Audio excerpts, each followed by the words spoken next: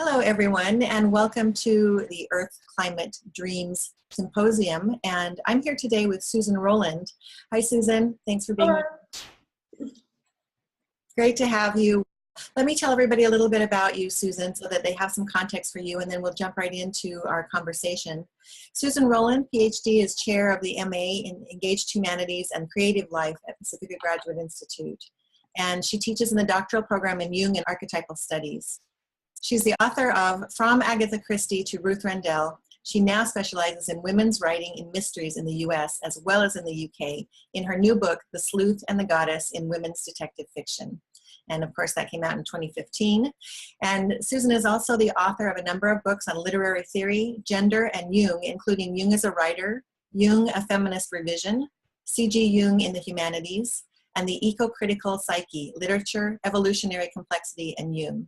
And her 2017 book, which actually is already out, but will be sort of formally launched in 2017, is Remembering Dionysus, Revisioning Psychology and Literature in C.G. Jung and James Hillman.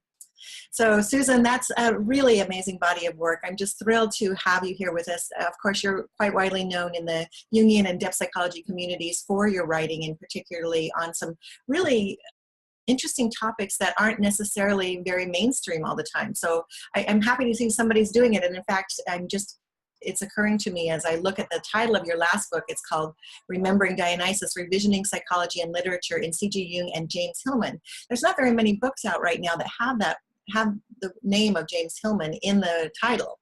So that's kind of exciting. So I hope that we dig into all of that. But I wanted to launch us by talking a bit about your background and your history with what we often call eco-psychology, but it's also ecology, and even Jung and nature is a topic that comes to mind because your book, The Eco-Critical Psyche, has been really a very powerful book for me, and I highly recommend that everyone read it. Can you share a little bit about what brought you to this topic of nature and our relationship to it, and a bit about how that has expanded for you over the years in your career?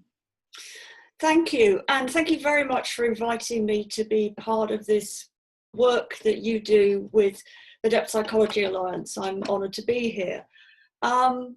Yes, I've spent many years looking at the relationship between literature and depth psychology, and clearly both literature and depth psychology faces what could be called the ecological turn, as so many academic disciplines, so many things that we do turn to look at climate change and what we can do about it, and the way in which our relationship to the non-human has precipitated a real crisis.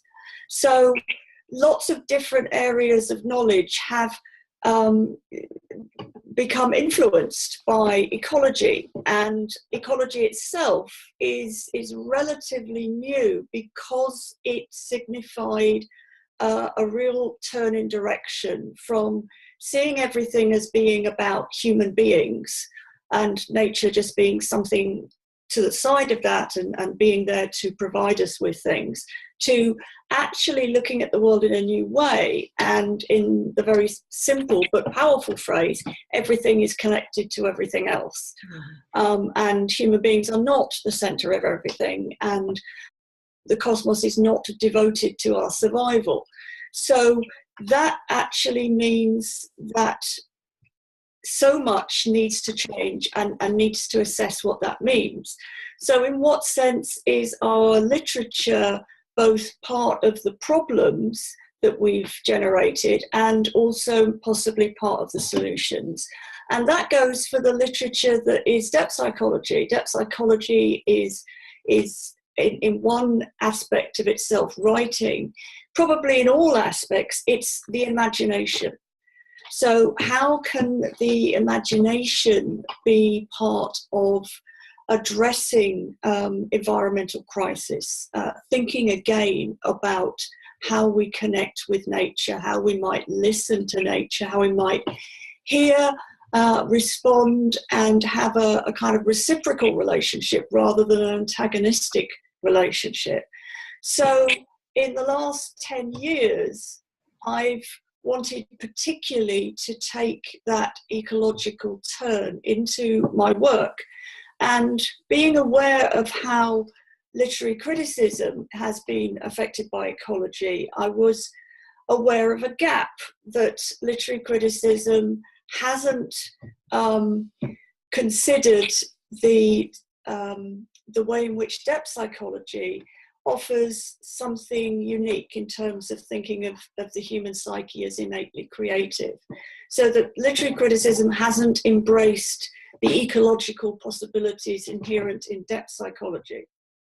Similarly, depth psychology has something to learn from the sensitivity to language that is inherent in literary criticism. So the eco-critical psyche was an attempt to show that both depth psychology and literature could be thought of in a new way as ways in which we can connect to nature, not considering them as things that were somehow about nature or about human nature, but actually as modes of connection. So that through certain types of literature, through certain types of psychology, we make symbols that are actually portals to the non-human. And coming into that is the idea that has been growing in influence in a number of areas, including depth psychology, and that is complexity evolution, which is about looking at nature as being a series of very, very, very complicated systems that interact in ways that give rise to creativity, that give rise to newness, and that we human beings are a product of this, but we're also part of its ongoingness as we see the planet as a living, dynamic and interactive system. Mm-hmm. That's beautiful. You articulate that so beautifully, and what's occurring to me as you speak is that imagination is very much the same way that you just described basically the complexity of evolution. It seems to be a process by which it evolves, and everything kind of plays off of everything else, and it becomes something quite numinous, as you just mentioned. And of course the word numinous itself, when you mentioned speaking about language and terms that we use and how important that is, numinous of course is a word that we use quite frequently, I think, in the field of depth psychology. Anybody who's listening to this may not be as familiar with that word, but I wonder if you can expound on that a little bit and talk about how the numinous is actually critically important to both nature and depth psychology. And by saying that, I'm sort of separating us out from that. So we can't really do that, but I'd love to hear what you have to say about that. Well, yes. I mean, I wouldn't say that I was an expert on the word numinous, which comes from a type of theology. However, in terms of depth psychology, it does sort of indicate a kind of awe, a kind of experiential sense of the divine or the sacred, but not in a way that gives a kind of fixed idea of what the divine or sacred is. So we experience something as numinous when they give a feeling, a scent, a breath of something beyond human and ordinary realities that may in fact indicate something sacred, something divine, but doesn't actually say this is definitely a god and you have to treat it as a god. There is, I think, Jung particularly liked the word because he liked mystery. He felt that mysteriousness was something that the human psyche needed to hold, needed to foster in order to be whole. And he liked to think of his psychology as bordering on the unknowable, and that the unconscious to him was at least partly, as well as being unknown, it was at least partly unknowable. And one sign of the unknowable, one experience of the unknowable is the numinous.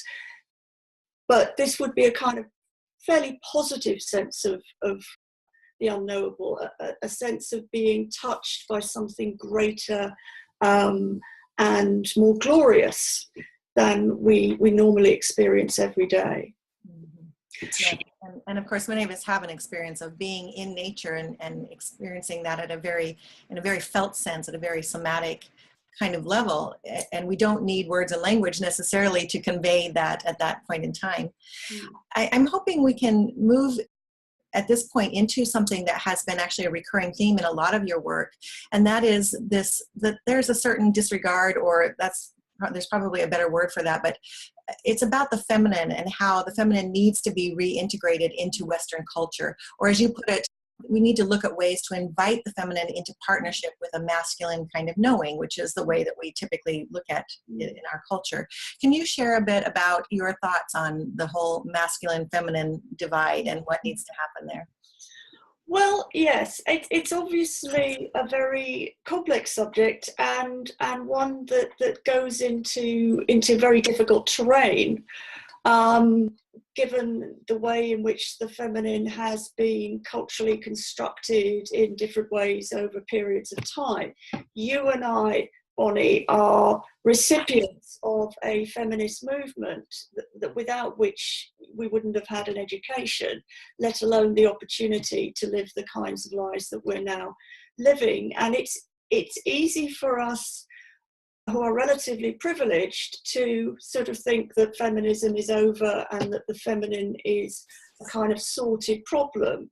That, of course, would ignore the fact that women don't have equal treatment really anywhere in the world, and in some areas of the world much worse than what we experience. Now, I'm being very concrete here about women and the feminine because I do think that is part of the picture, that part of the way in which we've despoiled the earth is connected to a structure of oppression of the other, which includes and is sometimes even signaled by a repression of the feminine as women, and sometimes a repression of the feminine as children. As we both know well, patriarchy oppresses men as well as women, but it oppresses men differently, sends them out to die for the fatherland and that kind of a thing. So on the one hand, I think we need to keep the connection with women. On the other hand, I'm not sure that we'll ever know whether the feminine actually exists, in the sense that it may be that the feminine is a term we need to consider to explore the experience of being embodied in female bodies.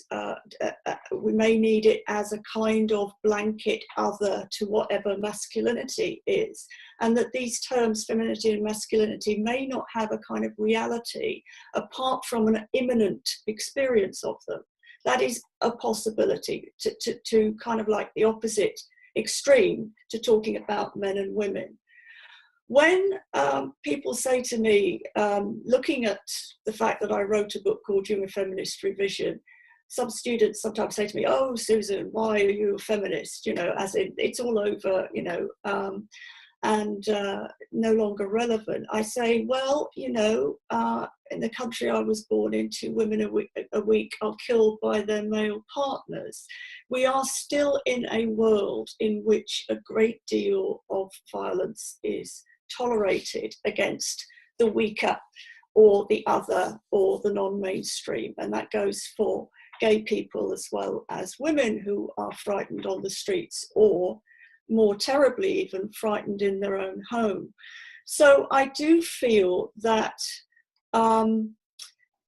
feminism is important and has to be part of ways in which we look at the world, ways in which we see what is wrong, because seeing that there is gender involved has got to be helpful in terms of addressing it. And I think in terms of this symposium, the gendering of the earth as feminine has generally been to the earth's disbenefit. Has been part of the kind of exploitation of the earth. Whereas in ancient times, the idea that the earth was sacred was a kind of mother of everything. This was not, this was actually a way in which the earth was protected. The earth was seen by such cultures, and perhaps by animistic cultures today, as the source of everything, and therefore everything was owed to the earth. Everything was related to the earth. The earth was a source of nurture and also should be respected as a goddess, as the fount of all being. And of course, we know we can't survive without the earth. We are part of the earth.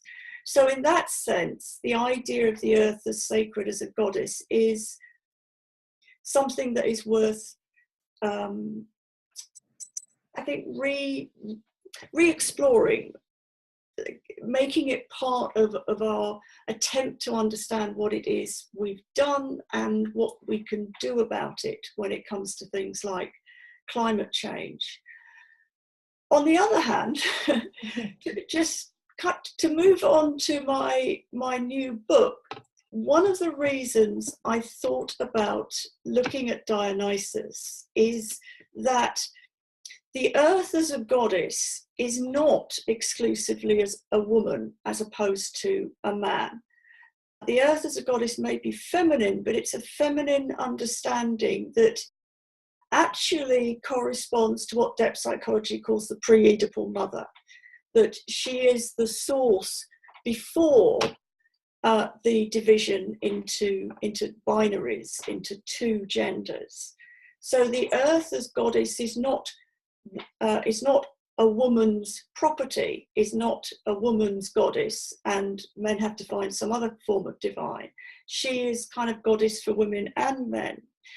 And a way of understanding that is to see that Dionysus may be a kind of masculine form of the earth goddess, or at any rate, may in fact contain a lot of the earth goddess within his being.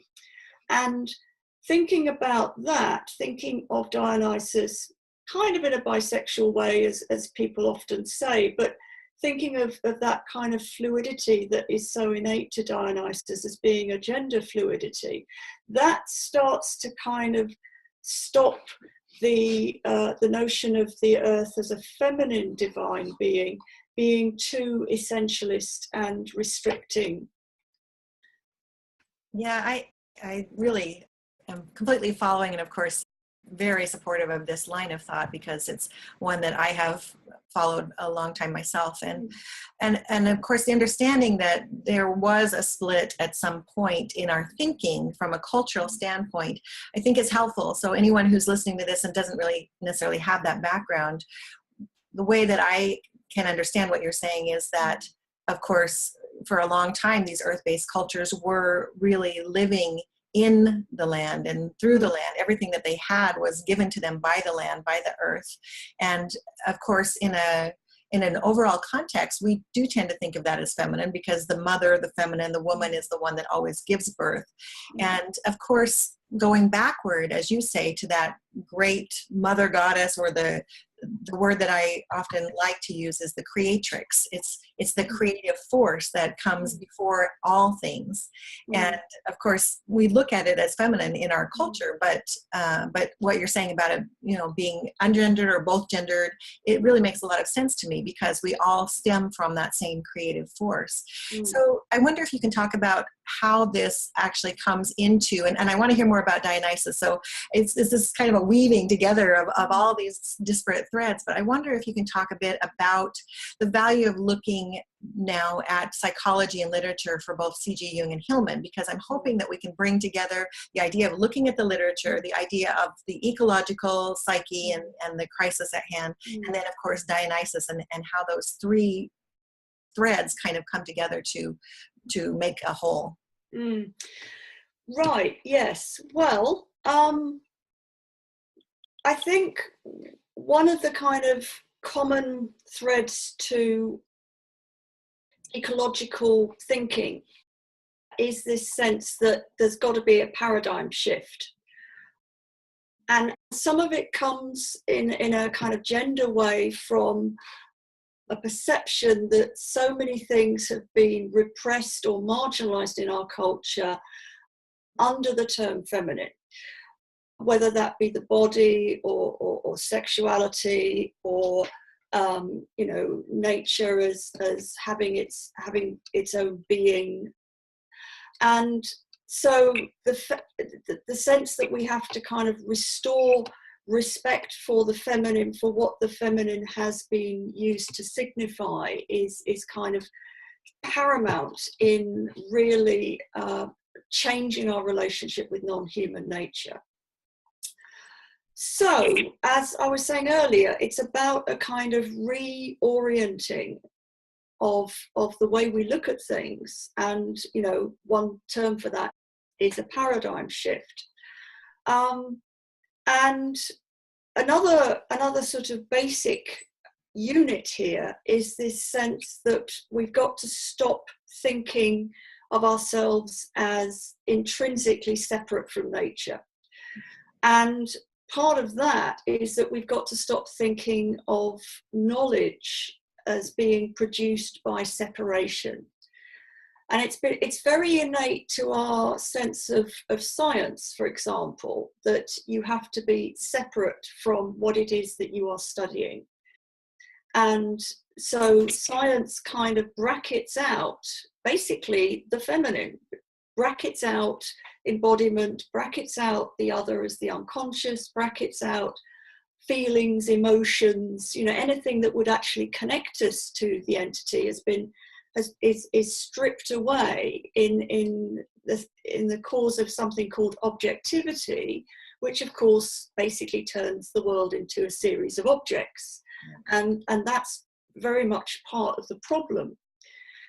So one of the things that happened recently when I was thinking about Dionysus and Earth Mother and this sense of a paradigm shift was a discovery of this thing called transdisciplinarity, which is not something that I've invented at all, but I've discovered the work of a group of theorists, but led by Basarab Nicolescu, who has written books about transdisciplinarity and organised conferences and a lot of ongoing work. Now, he comes from the world of science, and so that's very interesting, and it means that he can reframe transdisciplinarity in a way that makes sense to scientists.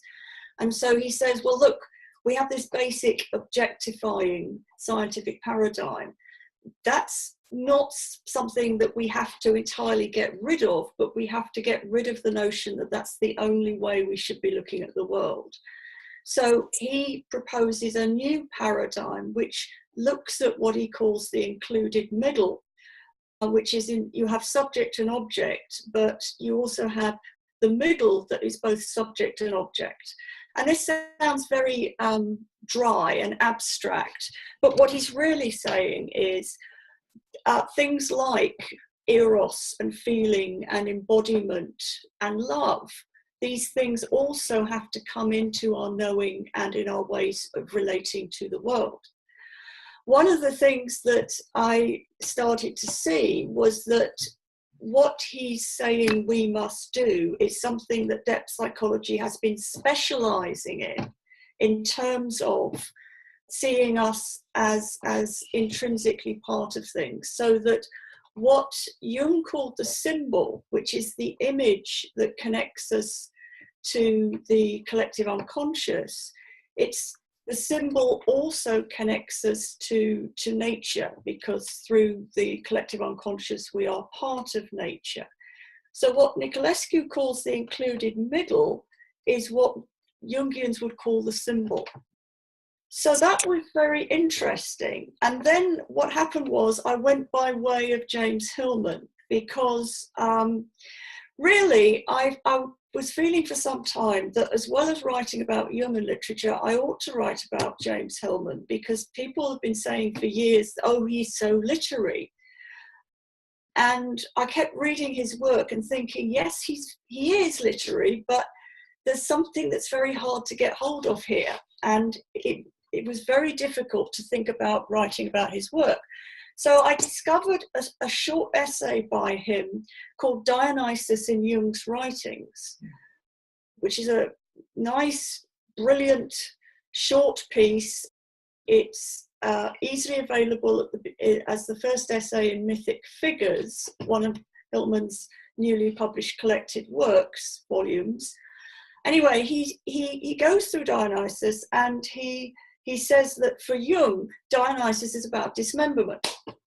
And Jung doesn't actually write very much about the Greek gods, but if you do look up Dionysus in Jung's collected works, you do find lots of references to dismemberment. Now, Hillman, not surprisingly, uses this to try and drag Jung more towards his own preferences for depth psychology, seeing it as polytheistic, because he says that what Jung is aiming for is to see the dismembered parts of the god as providing a consciousness of parts, so that you'd have lots of bits of consciousness rather than the kind of monotheistic self that Jung goes for. And so, you know, Hillman's working very hard to turn Jung into Hillman, and that's very nice. But I suddenly realized that this was a problem that I'd been looking at for years, because being trained as a literary scholar, but wanting to bring depth psychology and literature together, has always come up against a problem, which I think many, many, many people have in depth psychology when they're trying to use it beyond the actual clinical frame, which is that these other areas have often been built up with different ontologies, so that, you know, in terms of things like climate change, we're always up against, well, scientists have a different starting point on climate than depth psychology does. And it's you can get them to come close together, but it's very difficult because they're starting from different ideas of reality. And this is very obvious to see in literature, because more or less the same time as depth psychology was invented, the academic discipline of literary studies was invented. And depth psychology, of course, begins from the point of view that the unknown psyche is supremely important. Literature begins from the point of view that literature of itself is real enough to generate knowledge. It doesn't require anything else, including a notion of the human psyche. So that has always been an issue, and I suddenly realized that what I was beginning to feel was what Hillman was talking about in terms of the dismembered parts of the body. Because Hillman makes the point that knowledge used to be the anthropos, it used to be the God, the monotheistic Christian God. There were no academic disciplines. Everything was relevant to God, and if it didn't fit God as the church defined God, then you could get burnt at the stake.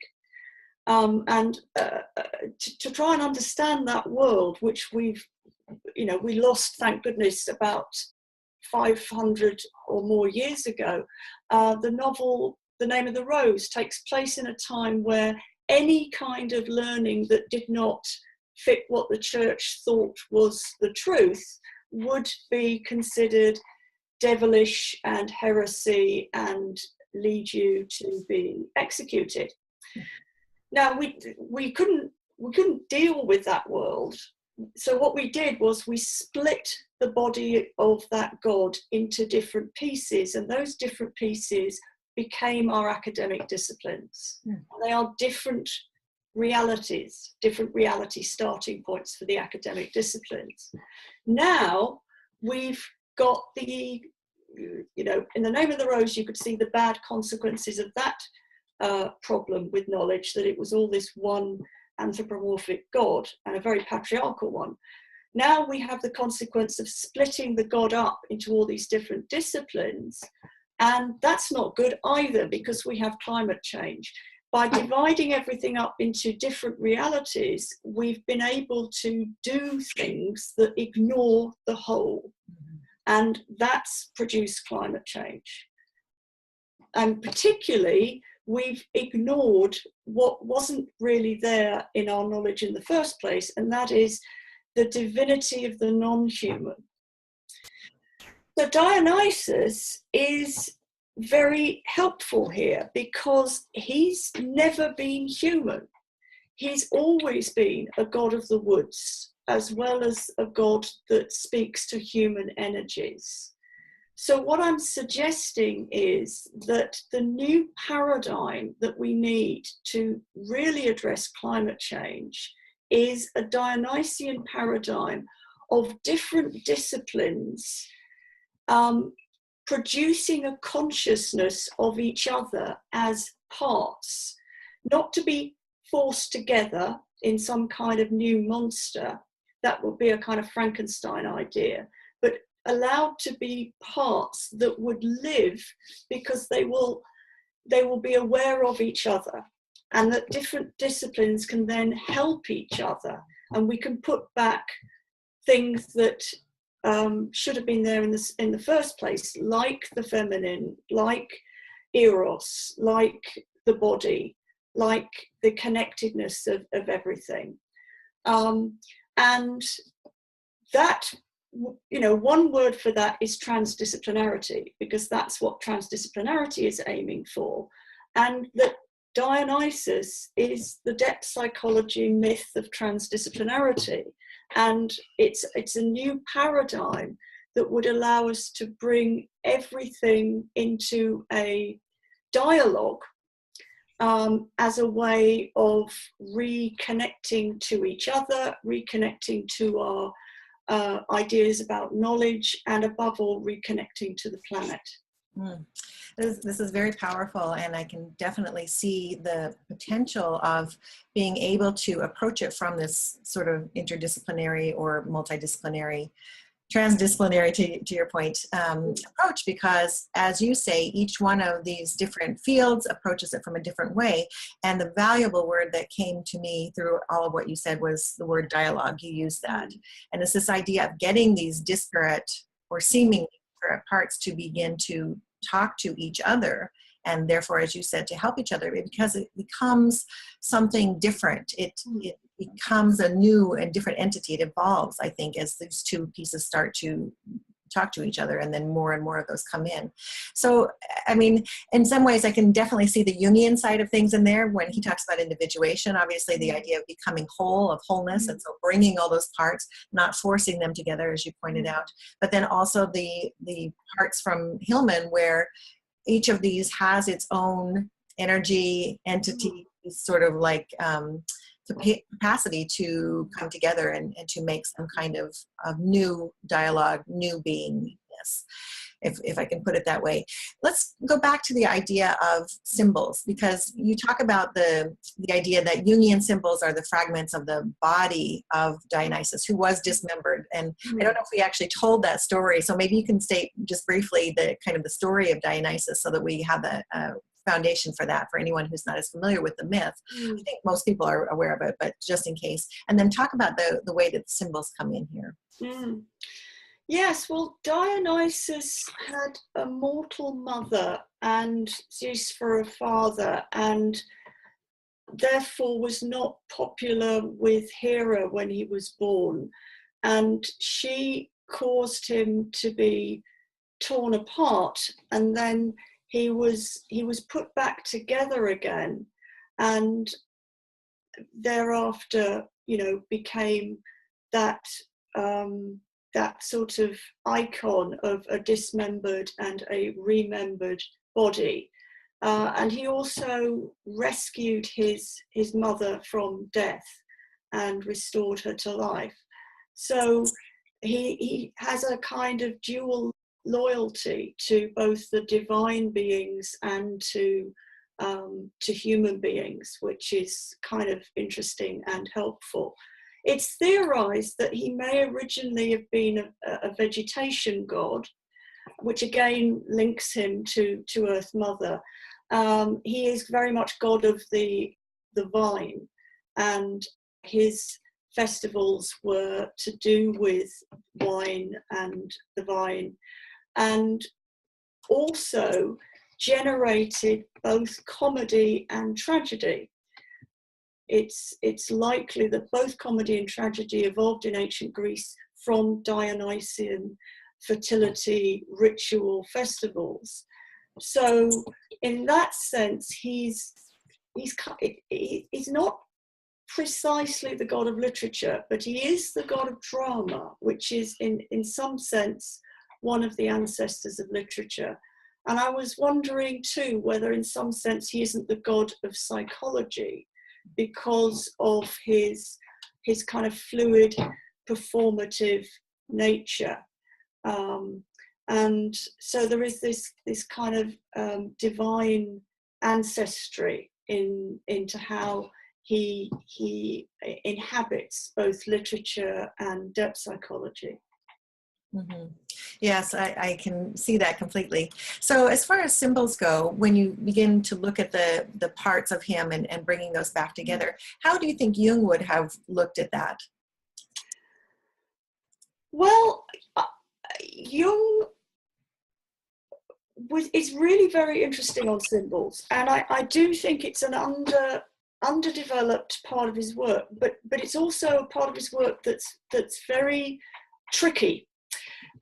Because as you will know from things like the Book of Symbols, in our everyday use of the term, we tend to think of symbols as things that have meanings already attached to them. And that's very useful for things like amplification. But the Jungian symbol is kind of pulling away from this notion of having these free-floating meanings, and rather to the idea that the image in some sense is connecting to the unknown or the unknowable or the beyond rational, definitely beyond the ego. Jung writes about symbols in his literature essays, in which he contrasts symbols to signs. And he says signs have a fairly straightforward meaning, and symbols, point to the unknown or the unknowable, and are expressing something that could not be expressed in any other way. What we often forget is that Jung is actually talking about words there. There's no reason symbols can't be other forms of representation, but primarily when Jung is talking about symbols, he's talking about words and not dream images, for example. And if you look up what he says elsewhere about symbols, that's very explicit, because when he actually goes to the trouble of defining symbols, he is talking about a language that is open to hosting the unconscious. And he talks about science can be symbols, and he means there, of course, his own depth psychology, that it needs to be written in symbols, because he wants it to evoke the mysteries of the psyche, and the mysteries of the embodied psyche, and the psyche that is connected to the mysteries of nature. So in that sense, he's got a kind of way of talking about symbols that is easy to kind of overlook where he's going there. But it kind of explains why he was so interested in alchemy, because, of course, alchemy has writing as well as visual symbols. He uses alchemical images in his collected works, and we see these very interesting designs as symbols, like dreams have sometimes enigmatic aspects to them.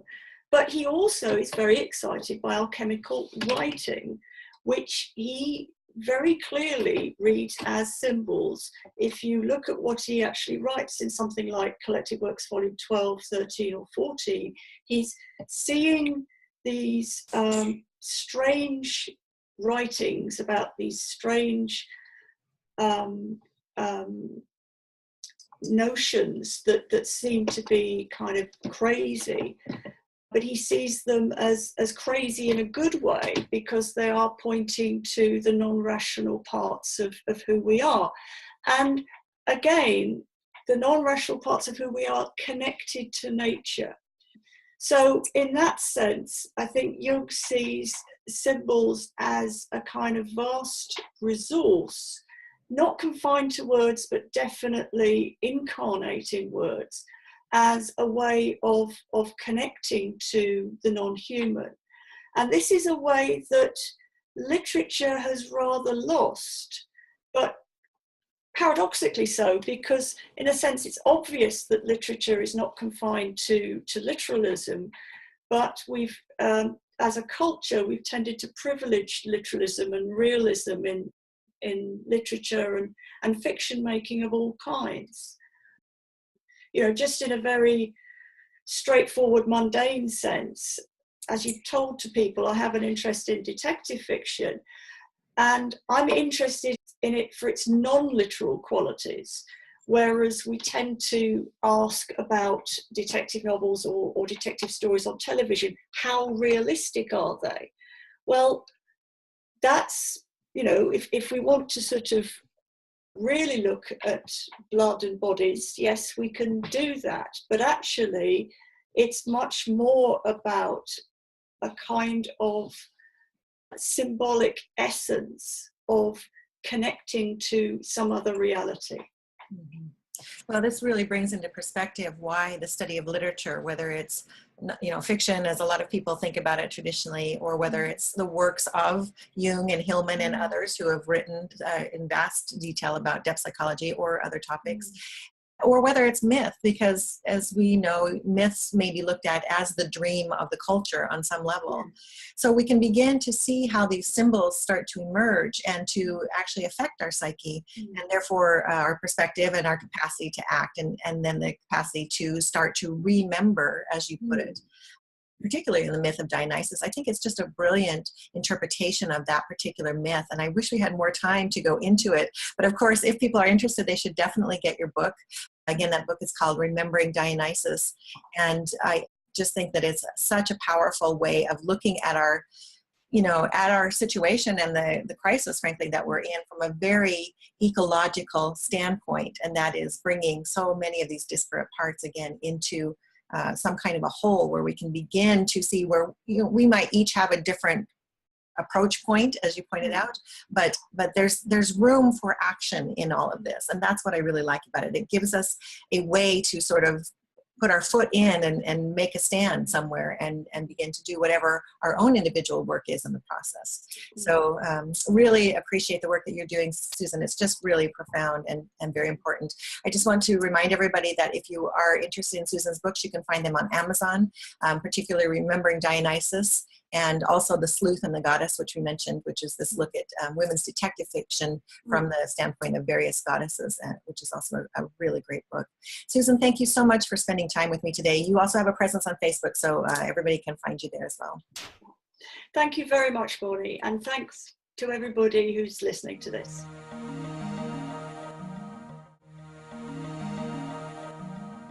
For more information, visit www.depthpsychologyalliance.com.